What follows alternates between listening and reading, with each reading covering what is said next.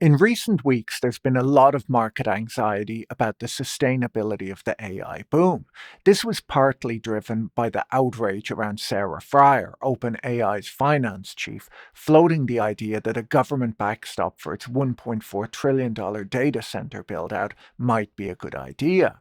Fryer quickly walked back her suggestion in a LinkedIn post later that day, saying that she had meant that the government needed to play their part in combination with the private sector to contribute to America's AI growth, and that OpenAI was not seeking a government backstop for their infrastructure commitments. Her statement, while attempting to calm the outrage, only confused matters even further about how the not yet profitable startup plans to pay for its massive AI data center and chip commitments. Sam Altman tweeted on the Everything app, "We do not have or want government guarantees for OpenAI data centers. We believe that governments should not pick winners or losers, and that taxpayers should not bail out companies that make bad business decisions or otherwise lose in the market." Then it turned into a Bill Ackman tweet at that point, where he went on and on for around 20 pages. At first I was thinking, who would write a tweet that long? And then I realized that he had probably just used ChatGPT. He knew that people would only read the first few lines, but he wanted to seem thoughtful, so had to churn out an entire novel. The core problem for OpenAI is that they've signed more than $1.4 trillion in infrastructure commitments over the last few months, with the goal of building out the data centers that it says are needed to meet soaring demand. But they are nowhere near having the money required to complete those deals. Fryer gave the example of having to hold back Sora 2 for months due to compute constraints. I just want to be clear what it means when I say we're compute constrained.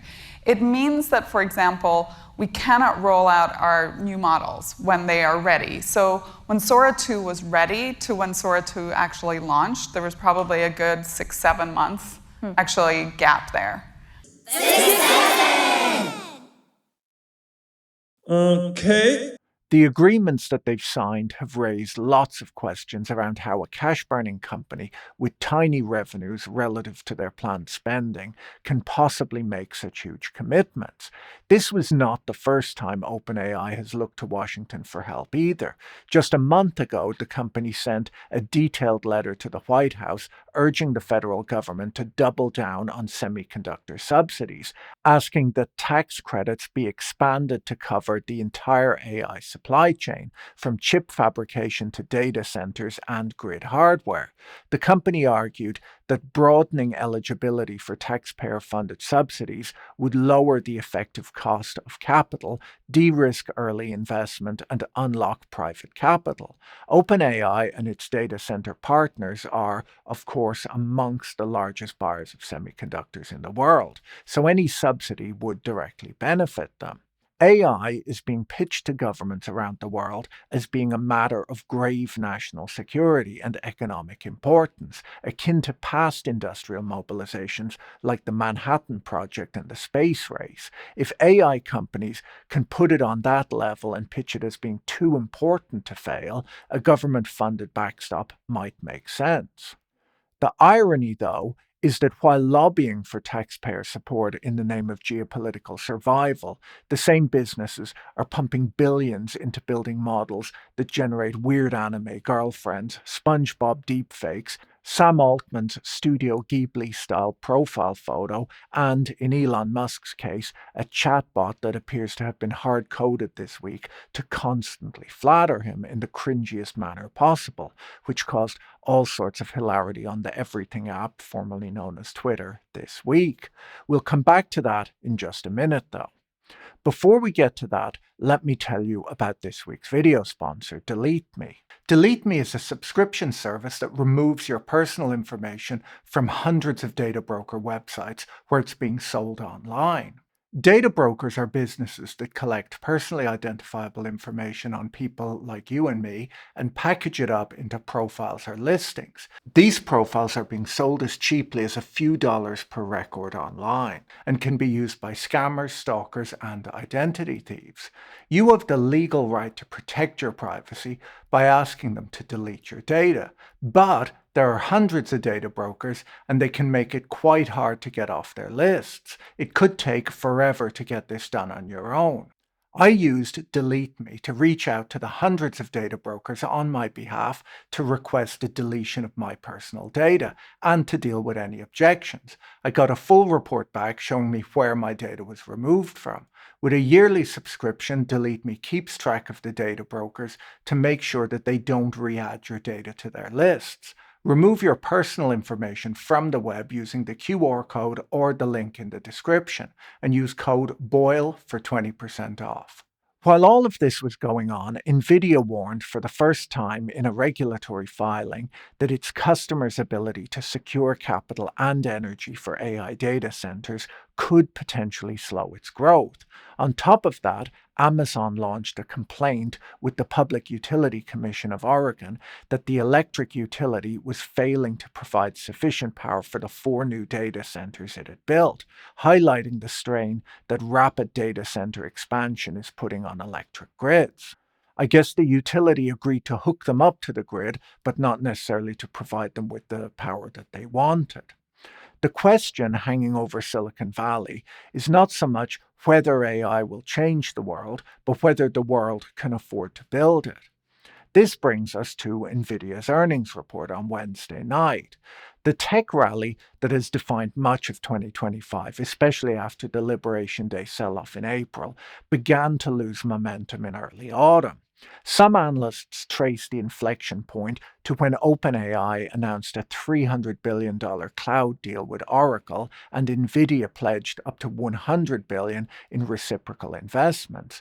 Those headlines, which were meant to signal confidence, instead raised questions about circular financing and the sheer scale of spending commitments. Private credit blowups added to the unease in markets, reviving concerns about lending standards and fraud in a market already stretched by aggressive leverage. Valuations were lofty, and the spaghetti diagrams of interlocking deals with hyperscalers funding AI labs that fund chip makers that fund hyperscalers started looking increasingly fragile. No surprise then that bubble talk intensified. Nvidia's earnings report on Wednesday temporarily eased those fears. The world's most valuable company and the beating heart of the AI trade posted a 62% jump in revenue for the 3 months to October, far ahead of expectations. Data center sales hit $51.2 billion, and the company raised its revenue forecast for the current quarter to $65 billion. For now, the numbers seem to justify the hype. As Robert Armstrong put it on the Unhedged podcast, the worry is not Nvidia's price to earnings ratio. The worry is that the revenue it's earning and the growth rate of that revenue is ultimately unsustainable. At today's pace, Nvidia's valuation makes sense. The question is whether the growth curve can defy gravity indefinitely. OpenAI's finances look even more precarious than most people realize. Microsoft's September earnings filing revealed that OpenAI lost roughly $11.5 billion in a single quarter, its worst on record. That pushes year-to-date losses north of $25 billion, against projected annual revenue of about $20 billion. The company has raised nearly $58 billion in equity so far and was valued at $500 billion last month. The company is talking about an IPO at a $1 trillion valuation next year, which would float the shares on an exchange and possibly bring in about $60 billion in cash. But that's just over 4% of its $1.4 trillion infrastructure commitments.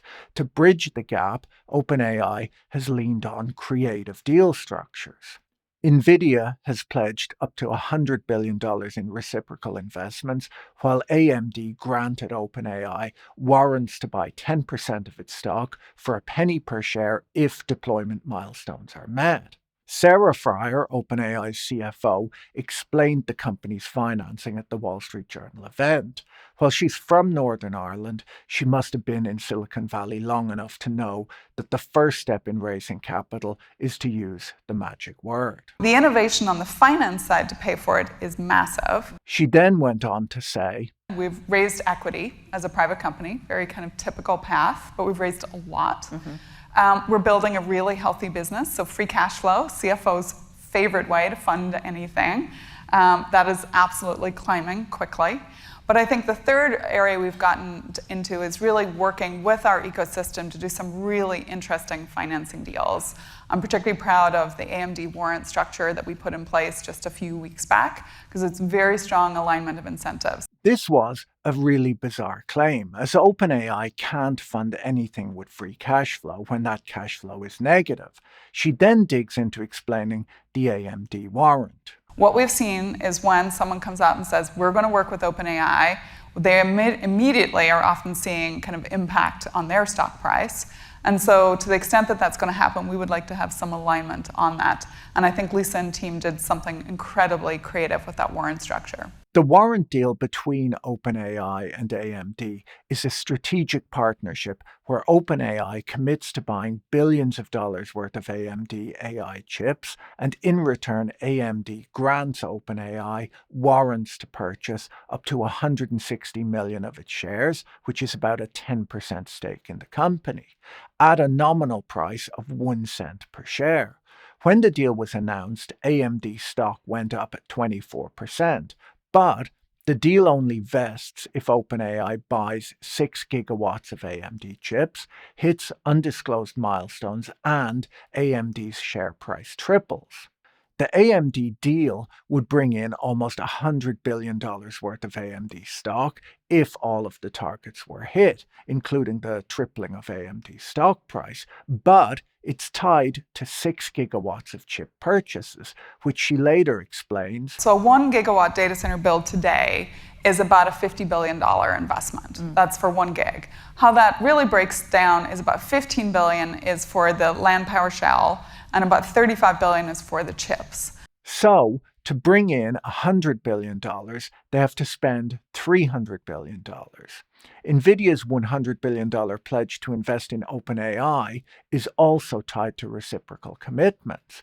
If all of these deals worked out, OpenAI could bring in $200 billion, but that still leaves them $1.2 trillion short, and they're burning tens of billions of dollars per year with no end in sight. The unit economics of running the current generation of LLM is dire. As Paul Kedrowski explained it on the Odd Lots podcast, the incentive seems to be for all players to just grow the top line as much as possible, even if adding more users just leads to greater and greater losses. The models have negative unit economics, which is a fancy way of saying we lose money on every sale and try to make it up on volume. In AI, costs rise almost linearly with usage, which is very different to traditional software. There's no marginal cost magic going on. According to Forbes, despite an invitation-only rollout, OpenAI may be losing around $15 million a day, or $5 billion annualized, on Sora 2, its AI video generating app. Tech firms have always been creative about financing, but OpenAI's approach borders on the surreal, where it's become all about trying to find infinite money glitches. MicroStrategy, or Strategy as it's now called, is trying a similar trick with its Bitcoin investments, which I don't expect to end very well. Behind the headlines is a financing structure that looks increasingly baroque. Hyperscalers and AI labs are using special purpose vehicles so that they can borrow but keep the debt off their balance sheets. Tech firms have essentially been reinventing structured finance to build AI models so that they can generate AI girlfriends. That is just the world that we live in.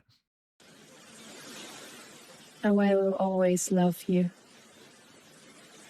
Sarah Fryer explained at the Wall Street Journal event that each gigawatt of compute costs around $50 billion, where $15 billion is the land and infrastructure and $35 billion is the GPUs. From a financing perspective, people know how to finance data centers. They typically have 20, 25, even 30-year lives. Those are easy things, I would say, today to finance. Chips have not been as easy to finance because, number one, I think we're all still getting our arms around what is the life of a frontier chip. What this means is that the more innovation that happens with chips, the faster they can be expected to depreciate. And so the $35 billion worth of chips in a $50 billion data center are very difficult to finance. People don't want to own them if they might collapse in value when a new one comes out, and people really don't want to accept them as collateral on a loan. That's when she put forth this idea. And so this is where we're looking for an ecosystem of banks, private equity, maybe even governmental, the ways governments can come to bear. Meaning like a federal subsidy or something? Meaning like just first of all, the backstop, the guarantee that allows the financing to happen. That can really drop the cost of the financing, but also increase the loan to value, so the amount of debt that you can take on top of an equity portion for so some federal backstop for chip investment. Exactly. And I think we're seeing that. I think the US government in particular has been incredibly forward-leaning, has really understood that AI is almost a national strategic asset, and that we really need to be thoughtful when we think about competition with, for example, China. Are we doing all the right things to grow our AI ecosystem as fast as possible? Essentially, the problem is that they want to lever up their bet on AI, but banks wouldn't want to lend, and the interest rate on a loan backed by rapidly depreciating chips would be so high that you would need the government to back the loans. Now, I can tell that this will make some of my viewers angry, but there's actually no need to get angry about something like this, as both Sam Altman and Elon Musk have both explained in the past that AGI will soon make money obsolete. So who cares? Now, even if the money materializes and then suddenly doesn't matter anymore, the electrons may not. OpenAI's Stargate project alone would require 10 gigawatts of power, which is roughly 10 nuclear power plants. Its full build-out implies 23, and that's just OpenAI. Google has a model, Facebook, or whatever they call themselves, has one too. There's Grok, good old Grok, Anthropic, and lots more. What I'm saying is we're going to need a lot of power plants. You're going to need a bigger boat. And we also have to plug in our cars and robots. Only one new nuclear power station has been built in the United States in the last 30 years. It took a decade to complete and was the most expensive power plant ever built. Bloomberg estimates that AI-driven electricity demand will more than double over the next 10 years. Utilities are already balking. Amazon has filed a complaint against PacifiCorp for failing to deliver promised power to 4 Oregon data centers. PacifiCorp says that it's protecting other customers from indirect harms, or translation, we can't turn the lights off in Portland so that Jeff Bezos can train a chatbot. Behind-the-meter gas turbines are proliferating too, as stopgaps. Some operators are whispering about nuclear partnerships. These fixes create stranded asset risk, as a natural gas plant lasts 30 years and a GPU cluster might be obsolete in 18 months. Lenders see the mismatch and they flinch. Tech firms that promise to dematerialize the economy now need more concrete copper and electricity than the steel mills did. The cloud, which was supposed to be weightless, turns out to be very heavy. So, why keep spending? Well, because the game is framed as being existential. US labs talk about sovereign AI and competition with China. Once you call something existential, the limit on spending becomes unlimited. Paul Kidoscry described it as a metabubble on the Odd Lots podcast. Tech hype, real estate speculation, loose credit, and a potential government backstop, all in one. There are some bubbly signs. I remember in 1999 seeing adverts on CNBC for a company that manufactured equipment used in the wafer fabrication steps of making semiconductors. I couldn't understand at the time why they were paying for TV adverts when their customers would all know who they were and what they sell. No one watches CNBC and decides to start manufacturing computer chips in their garage. I later worked out that they were advertising the stock, not the products. The stock fell around 80% over the next 3 years. Recently, I've seen a tech CEO being interviewed wearing a t-shirt with his company's ticker symbol on it, not the company name, the ticker symbol. I've noticed that every podcast I listen to over the last few weeks seems to have adverts for an AI military tech company, and once again I wonder if they think that their potential customers might be listening to a Bloomberg podcast or if they just want to pump the stock. I'll note that the CEO of that company constantly talks about burning short sellers while dumping his own stock. Even if there is a bubble, it can be impossible to know when it'll pop. As I mentioned a few weeks ago, the big tech firms funding a lot of the AI spending are so profitable in their core businesses that they can afford this gamble. So should investors cash out of the stock market then? Well, probably not, unless they know how they'll get back in again.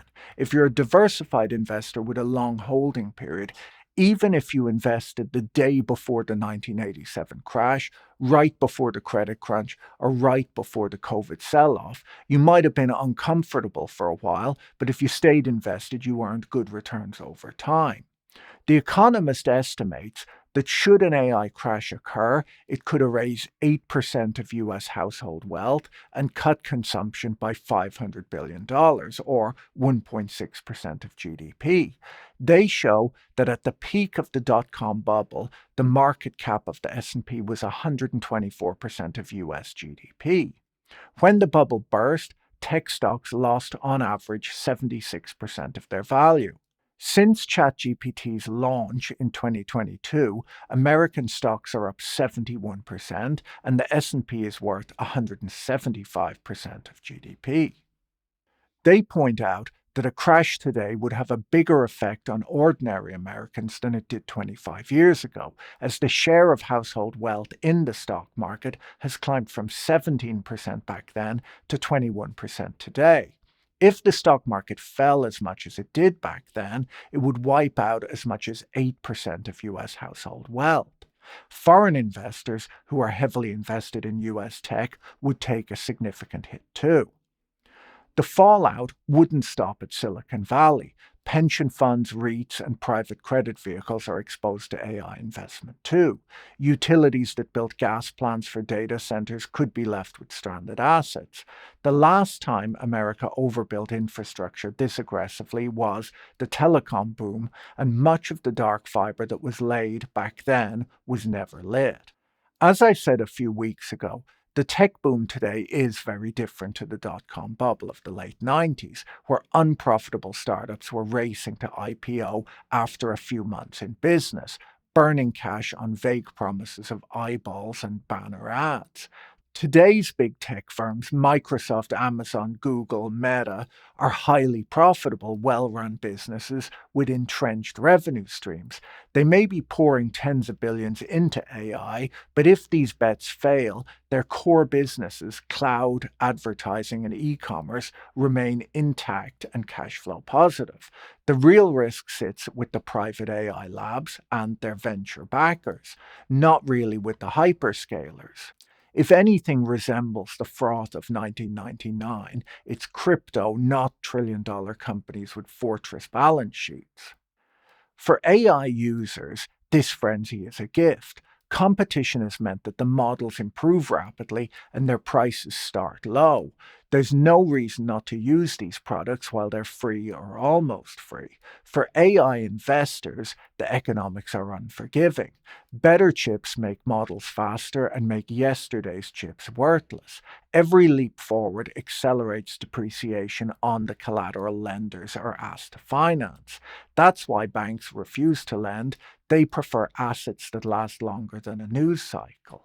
Sam Altman says that OpenAI isn't and wasn't pitching for a government backstop, that he thinks governments should build their own AI infrastructure.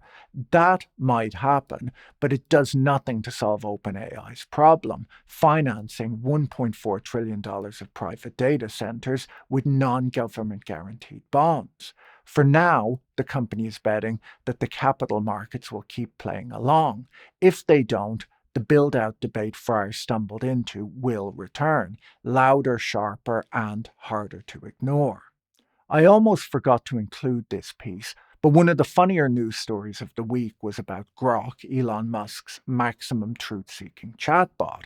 It seems that the code must have been tweaked a bit this week and adjusted such that Grok's output is more in line with Musk's way of thinking. Grok began claiming that Elon Musk is more physically fit than LeBron James, a better role model than Jesus, and that his intellect is in the same bracket as Isaac Newton's, that he was a better fighter than Mike Tyson, and that he's funnier than Jerry Seinfeld. People quickly worked out that Grok would say that Musk was amazing at everything, which led to some inappropriate questions and this headline at 404 Media. Many of the Grok responses were quietly deleted on Friday, and Musk tweeted that someone had manipulated Grok into saying absurdly positive things about him. I'm sure if he ever catches that guy, he'll be in a world of trouble. If you found this video interesting, you should watch this one next. Don't forget to check out our sponsor, Delete Me, using the link in the video description. Have a great day and talk to you in the next video. Bye.